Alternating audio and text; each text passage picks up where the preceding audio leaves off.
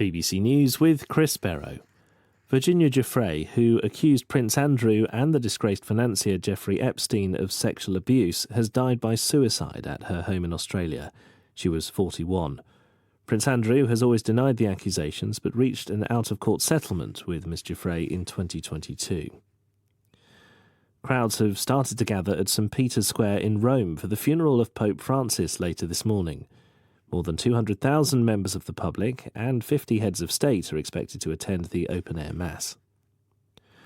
President Trump says Russia and Ukraine are very close to a peace deal. In a social media post, he said most of the major points had been settled. The head of the World Health Organization has called for an immediate end to Israel's blockade of Gaza. The UN says its food supplies in the territory have run out. Israel says it's trying to force Hamas to release the remaining hostages. Oman will host further indirect talks between the US and Iran about Tehran's nuclear program later. Any possible deal would aim to limit Iran's activities in exchange for the lifting of some economic sanctions.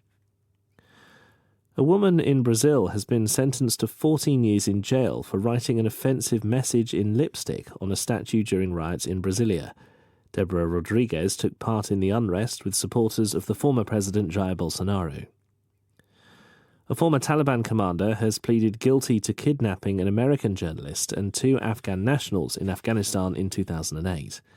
Haji Najibullah appeared in court in Manhattan. An intrepid sausage dog that went missing for nearly a year and a half in the Australian wilderness has finally been rescued. Valerie, the miniature dachshund, escaped from a campsite on Kangaroo Island in 2023. She was lured into a trap with her favourite toys. BBC News.